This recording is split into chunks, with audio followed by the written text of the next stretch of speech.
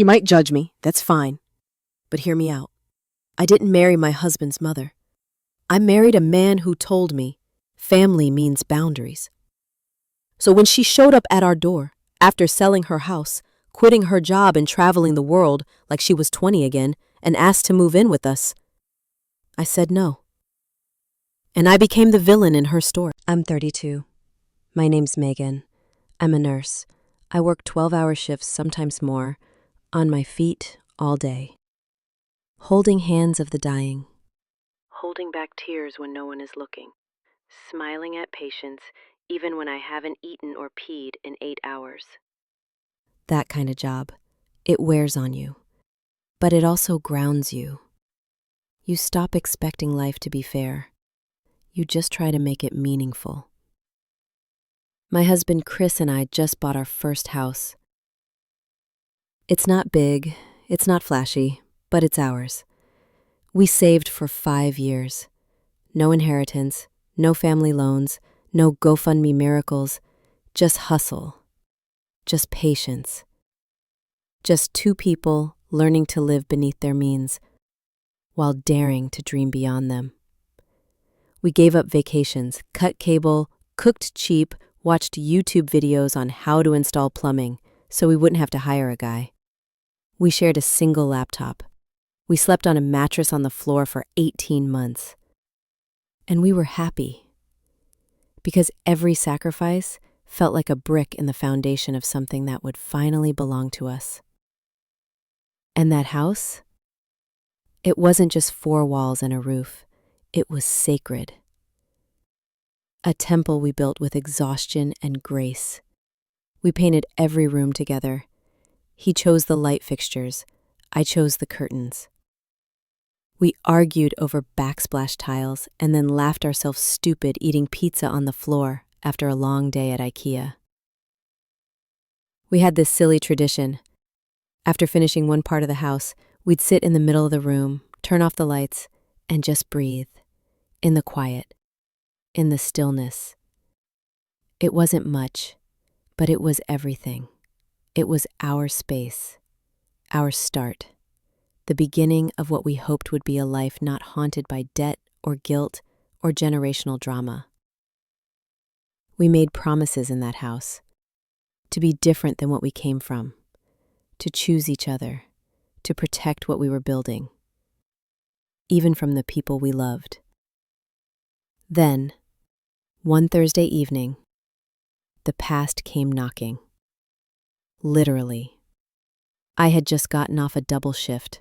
My back was aching. My scrubs were stained. My phone had 47 unread messages, and my only goal for the evening was a hot shower and maybe, if I was lucky, sleep that didn't feel like blinking. I wasn't ready for company. I wasn't ready for anything, and then I heard it. The knock. Not a soft tap, a confident rhythmic knock, like the kind that says, I belong here. I opened the door, and there she was. Chris's mother, wearing sunglasses pushed up on her head, cheeks pink from too much sun, and a wide, breezy smile that said she hadn't worried about much in a long, long time. In one hand, a designer handbag I'd only seen in magazines. In the other, a rolling suitcase. Behind her, a second one. 2 suitcases. No warning, no call, no heads-up text, just presence, immediate, unapologetic. She said, I'm home, like it was the most natural thing in the world. Not, can I stay for a bit? Not, is now a good time? Just, I'm home. And the air shifted.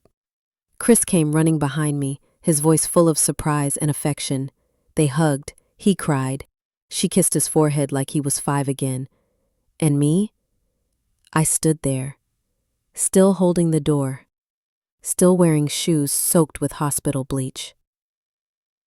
Still wondering how the hell a woman who sold her house, quit her job, and toured Europe for 3 years, suddenly decided that our home, our sacred, fragile, first ever home, was now hers too.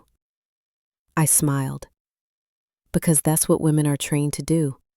But inside, I felt the first hairline crack in the walls we had worked so hard to build.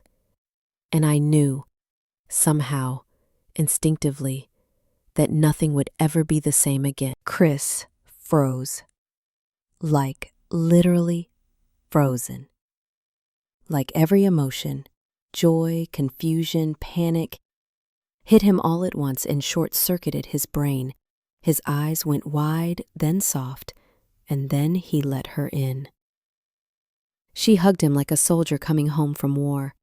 Tight, long, possessive. It was the kind of hug that said, I know where you came from because I made you. And in some ways, that's exactly what she was claiming. I stood behind him, trying to smile, trying to keep my face neutral. But inside, something went cold, something very old. It wasn't jealousy.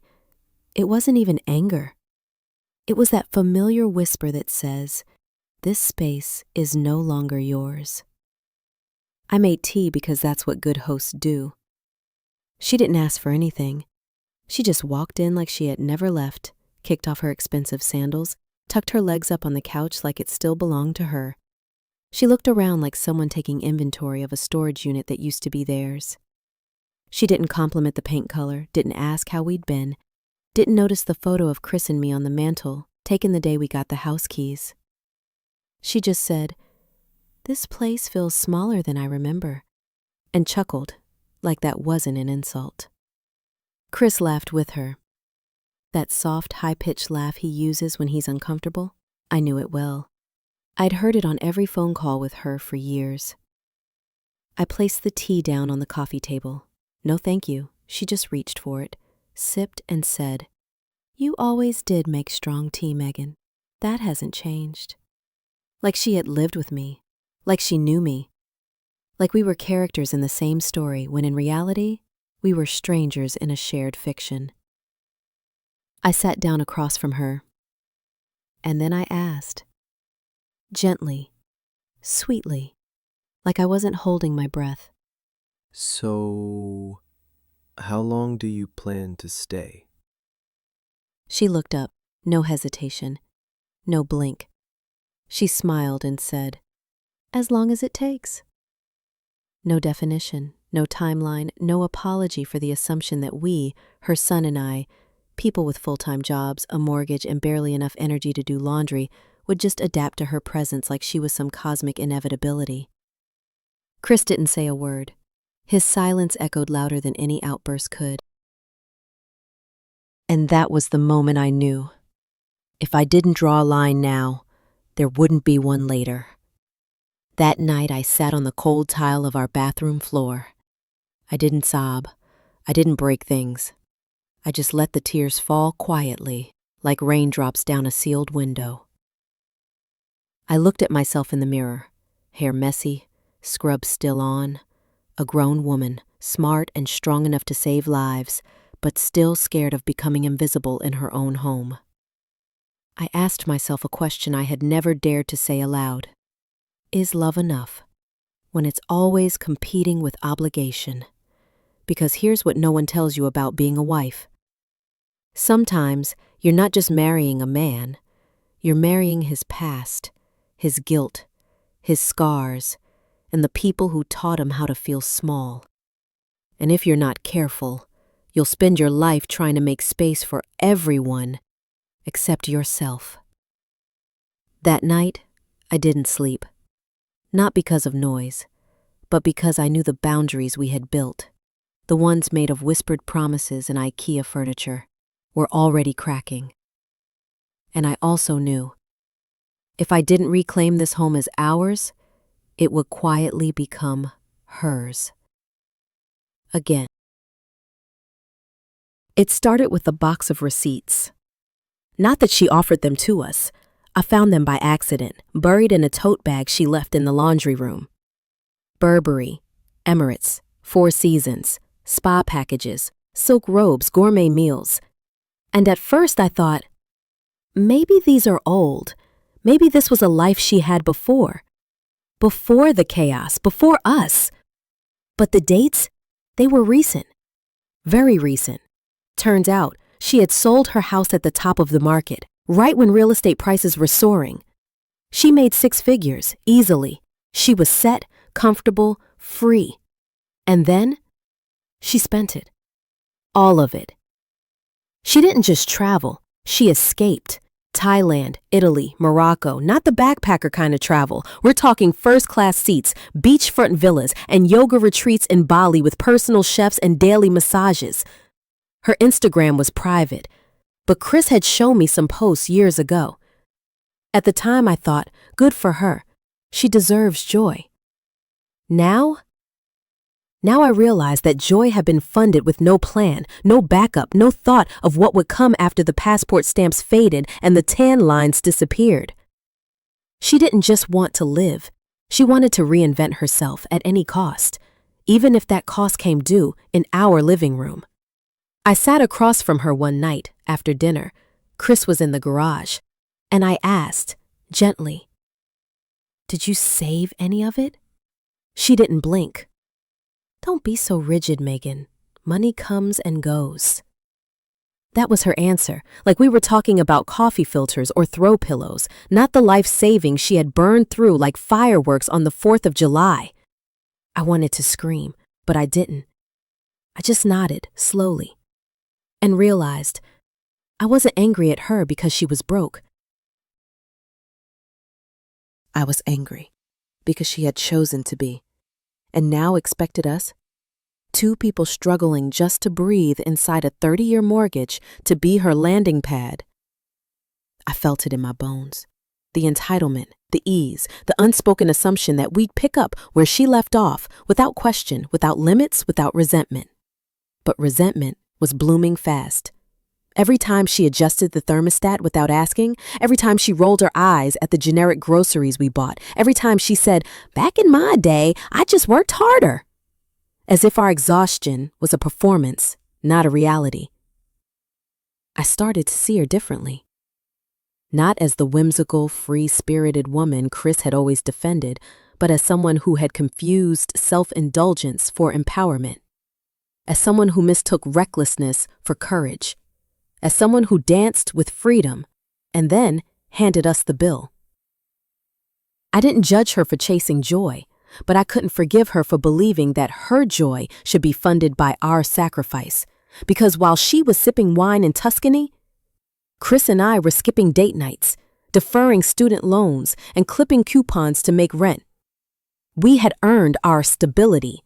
She had spent hers, and now she wanted to borrow ours. Chris said, "She's my mom. I can't abandon her."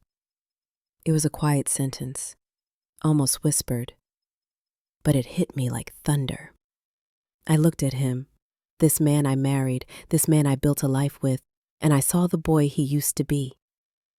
The boy who once watched his mother juggle 2 jobs, the boy who carried guilt like it was stitched into his DNA. And maybe that's where the problem started, not with her arrival, but with the weight she'd been placing on him his whole life.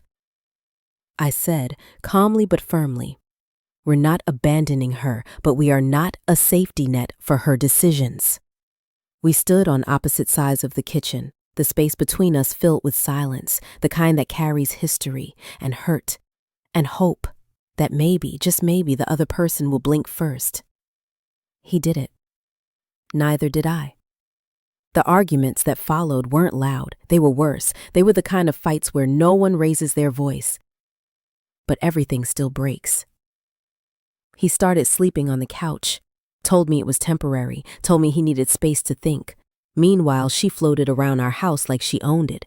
She cooked elaborate breakfasts with ingredients we didn't buy, left dishes in the sink claiming she was too tired to clean up after serving us. She rearranged the spice cabinet, moved the blender, refolded the towels, and worst of all, she moved my books. My books. Each one carefully placed, alphabetized, categorized, not for vanity, but because they were my sanctuary, the one corner of the house that still felt like it belonged to me. And just like that, it didn't. I felt erased. Not violently, not all at once, but slowly, strategically, like I was being replaced in my own life, one small action at a time. She didn't say it out loud, but everything she did whispered, "You're temporary. I'm permanent. You're the phase. I'm the foundation." And Chris? He was torn. I watched him flinch when she made passive-aggressive comments about how things used to be. I saw the guilt in his eyes every time he looked at me across the dinner table. He didn't want to choose, but I was done waiting. One night, I walked into the kitchen. She was standing there, barefoot, sipping tea from a mug I'd bought on our honeymoon. She looked at me and said, "You'll understand when you're a mother." I stopped cold. That sentence, that loaded, manipulative, venom-dipped sentence, I stared at her, and I broke. "I'm sorry," I said. "Did you just use motherhood as a shield? A sword? A damn weapon to excuse entitlement?" She blinked, didn't speak, and I kept going. "Don't you dare weaponize motherhood to justify invading someone else's life. Don't you dare use biology as a battering ram to bulldoze my boundaries." Silence. You could hear the clock. Because I meant it, every word. And for the first time since she arrived, I felt like I was standing on solid ground again. Because when someone keeps crossing your lines, you stop redrawing them. You build a wall. And that night, I laid the first brick. It was by accident. I wasn't looking for anything. I was just trying to find space, mental space, physical space, emotional space. The garage had become my retreat, the only room she hadn't claimed. So I went out there under the guise of cleaning, organizing, sorting through boxes that had been gathering dust since move-in day. That's when I found it. A box I didn't recognize, not ours, not labeled. It was wedged between an old toolbox and a Christmas tree that hadn't seen December yet. I pulled it down. It smelled like cedar and old perfume. Inside, photo albums. Loose snapshots from the 80s and 90s, Chris in Little League, his mom in shoulder pads and big sunglasses. And tucked near the bottom, a sealed envelope, yellowed, handwritten, fragile at the edges, addressed simply, "To my wife." Dated 3 months before Chris's father passed. I hesitated. It felt like trespassing. But something in me said, this isn't private, this is hidden. So I opened it. It wasn't long. 1 page. Neat handwriting. Slanted slightly right. A few smudges. Maybe water. Maybe tears. And it read, "If you're reading this, I'm gone, and I hate that I couldn't grow old with you. But life is short, and love is complicated. Don't let pride steal your future. If you ever lose your way, ask for help, but never demand it. Love isn't an entitlement. It's a responsibility. Our son will grow up. He'll have his own life. Let him. And when the time comes, don't make him choose between past and present. Let him go, so he can come back willingly." I read it 3 times. Each time something else broke inside me. Not because it was cruel, but because it was kind. And because everything we were struggling with, every boundary I was fighting to keep, every silence Chris refused to break, every guilt trip his mother orchestrated, was already written, years ago, by a man who saw it coming. She had never mentioned this letter, not once. She had kept it buried, literally, alongside memories she had probably rewritten or chosen to forget. I sat on the cold garage floor and held that letter like it was a map, a compass that pointed to truth. That night, I walked into the living room. Chris was on the couch, scrolling through his phone, pretending not to be thinking. I handed him the letter, didn't say a word, just waited. He opened it. His hands trembled halfway through. He finished. And for the first time since his mother arrived, he didn't say, "She's trying." He didn't say, "You need to be more understanding." He didn't say anything. He just sat there, processing. Not defending, not reacting, just facing something that had long been buried beneath loyalty and fear. And in that silence, something shifted, not loudly, but deeply. It didn't happen all at once. There wasn't some movie-style blowout with shouting and slamming doors, no tears flying, no plates breaking. It was quieter than that, more painful somehow, in its stillness. Chris and I sat at the kitchen table, the same table we built together from a flat-pack box during our second month in the house. We sanded the legs. He got a splinter. I laughed. We painted it white, even though everyone told us it would stain. Now, it held a different kind of weight, the kind that made your hand shake just picking up a coffee mug. She was in the living room, folding laundry that wasn't hers. Like always.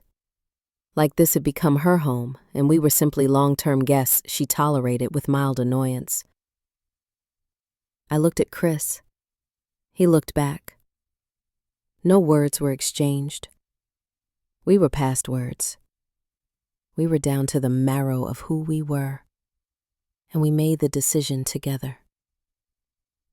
Later that evening, after dinner, we asked her to sit down. She came to the table slowly, suspicious. She probably felt it, the tension, the difference in the air. Chris cleared his throat. "Mom, we've been talking." She nodded, folding her arms. He continued, gently. "We love you. We want you to be safe, comfortable, close." Pause. "But this house, it can't be your home." The silence was immediate. You could feel her go stiff, like armor was sliding up around her shoulders. "What do you mean?" she asked, though I think she already knew. I spoke next. "We found a few studio apartments nearby. We'll pay your first 3 months, help you settle, grocery runs, dinner on Sundays, anything you need." "But not here," she interrupted. I nodded. "Not here." Her face changed. It hardened. And then came the tears.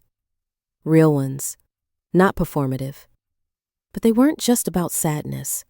They were laced with fury. She stood up so fast the chair scraped back across the floor. "I gave my life to raise him," she snapped. "And now you're kicking me out like I'm a burden?" Chris didn't flinch.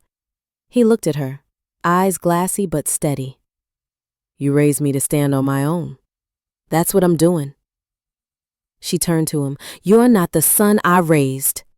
And that sentence landed like a knife. But Chris reached for my hand under the table and didn't let go. I wanted to cry, but I didn't, because this moment wasn't about pain. It was about protection. We weren't banishing her, we were rescuing ourselves. For days afterward, she barely spoke. Packed in silence. Slammed cabinet doors. Burned dinner one night and refused to remake it. But we did. And that kind of choice always comes with grief. But it also comes with freedom. The kind you build, brick by brick, together. 2 weeks. It had been 2 weeks since she left the house.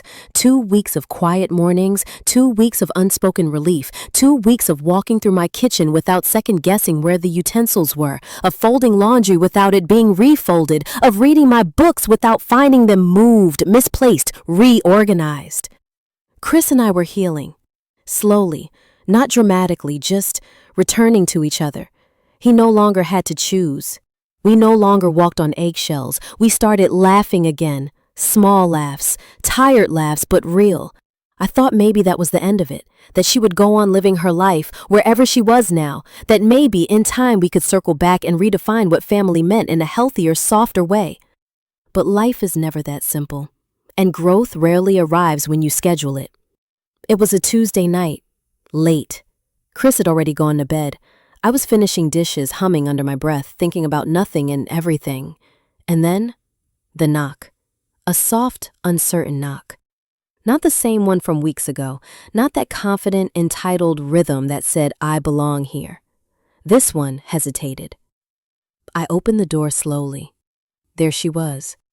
No suitcase, no sunburn, just her, wearing a sweater that hung too loose on her frame, eyes rimmed with a tiredness I hadn't seen before.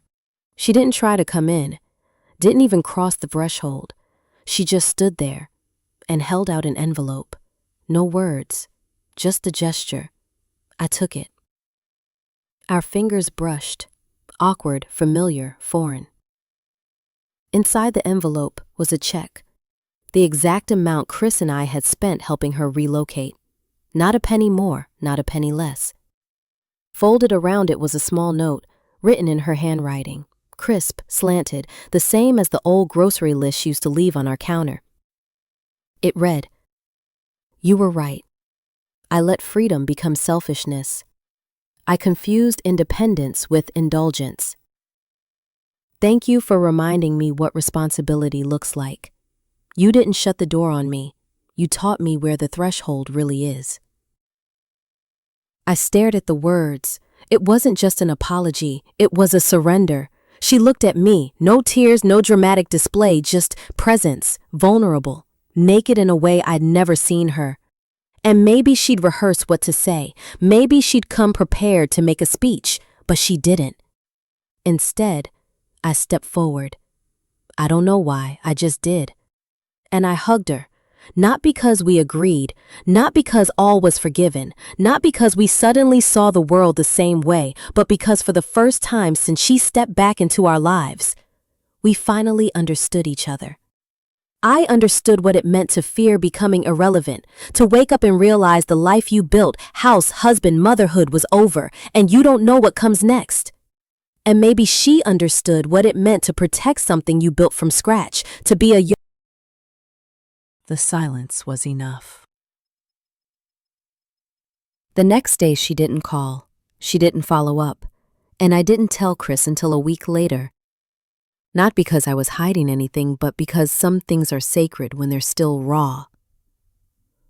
Weeks passed, then months, and slowly something unexpected began to grow. She invited us to lunch one Sunday. She didn't overstep. She didn't critique my outfit or ask why we hadn't had kids yet. She just showed up. As a person, not a mother-in-law, not a martyr, not a queen in exile, a woman with flaws and layers, and it turns out a willingness to try again. We built something new. Not fast, not easy, but real. Sometimes she still slips up. Sometimes I still get defensive, but we've both learned how to say that hurt and how to follow it with, "I'm sorry." Chris noticed. He never said much, but I caught the way he looked at us over dinner one night, like maybe this was the version of family he'd always hoped for. Not perfect, but intentional. Now she lives just a few blocks away. She has a small studio apartment filled with plants and old vinyl records. She brings her own groceries when she visits. She asks before rearranging the spice rack. And sometimes, when we sit on the porch sipping tea, she'll laugh and say, "You were a tough one, Megan." And I smile, because I was, because I had to be, and because sometimes love isn't just about what you give. It's about what you refuse to let be taken. That check? We never cashed it. It's tucked in a drawer beside the letter from Chris's dad. 2 pieces of paper, 2 different generations, both carrying the same truth. Love doesn't come with guarantees, but it does come with boundaries. And if we're lucky, we're really lucky, it also comes with second chances. Now she lives a few blocks away, close enough to visit, far enough to breathe. Her studio apartment is small but cozy. Light pours in through the east-facing window in the morning, and she says it reminds her of her grandmother's kitchen growing up. She's filled the space with things she never had time to appreciate before. Houseplants, old jazz records, and books she once claimed she was too busy to read. She invites us over sometimes, and she makes a point of asking first. Would Sunday work for you? She never assumes. She no longer arrives unannounced, and I no longer brace myself when I see her name on my phone screen. Every other Sunday we have dinner, either at her place or ours. And it's not out of guilt or duty. It's a rhythm now, like tides, like trust, flowing in and out, slowly reshaping the shoreline. We talk like grown women, which is to say, we listen more than we speak. We hold space for silence. We don't interrupt to correct or compete. We've learned the art of leaving room for each other's stories. She doesn't rearrange my kitchen anymore. Not the spices, not the plates, not even the paper towels. I think she knows now, this house is not just a building. It's a boundary, a breath, a beginning that Chris and I built from the ground up. She respects that, and I see how much effort that takes for her, because it's not just about control, it's about fear. The fear of becoming irrelevant, invisible, forgotten. And that's something I understand better now. Because when you love someone, really love them, you want to remain visible in their life. You want to know you still matter. That understanding, it softened me. Chris and I, we're stronger now. Not in that Instagram highlight kind of way, not with hashtags or stage selfies, but in the quiet way. In the way two people grow roots around a storm, not away from it, because we face the hardest thing a marriage can face, choosing each other, fully, honestly, while still honoring where we came from. It would have been easier to pick sides, to cut ties, to bury resentment and call it peace. But instead, we stayed in the mess. We talked. We cried. We stood our ground without burning the bridge. And something happened in that space. Not reconciliation, that's too clean a word, but realignment. He learned that love doesn't mean saying yes to everything your parent asks. And I learned that boundaries don't have to be brick walls. Sometimes they can be garden fences, soft enough to lean over, strong enough to protect what's inside. I think Chris looks at me differently now. There's a kind of gratitude in his eyes, the kind that comes from knowing someone fought for you, not just with you. We don't talk about those weeks. Now, when she visits, she asks before opening the fridge. She wipes the counter after herself. She brings flowers, not because she has to, but because she wants to. It's subtle, but it matters. Sometimes, when I look at her, really look at her, I don't see the woman who once took over my home. I see a woman trying to learn a new way to exist, to love her son without owning him, to accept help without demanding it, to be part of something without controlling it. And that's no small thing.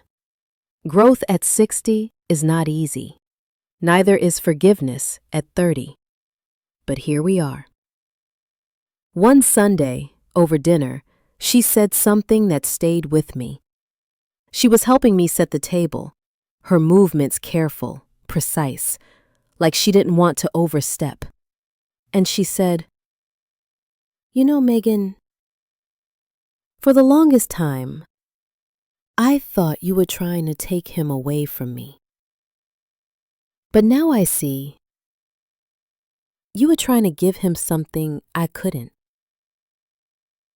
I didn't know what to say, so I just smiled. And for the first time, I think she saw it as gratitude, not smugness. That was the moment we stopped being adversaries and became something else. Not quite mother and daughter, but two women who learned how to meet each other where we were. So no, this isn't a fairy tale ending. There's no perfect bow, no dramatic hug in the rain. Just real life. Imperfect, layered, beautiful, in its own quiet way. She lives a few blocks away now. And sometimes, when I'm walking home from work, I pass by her building. And I see the light on, a plant in the window, a curtain swaying gently. And I smile. Because I know she's okay. We're okay. And for now, for this moment, that's enough.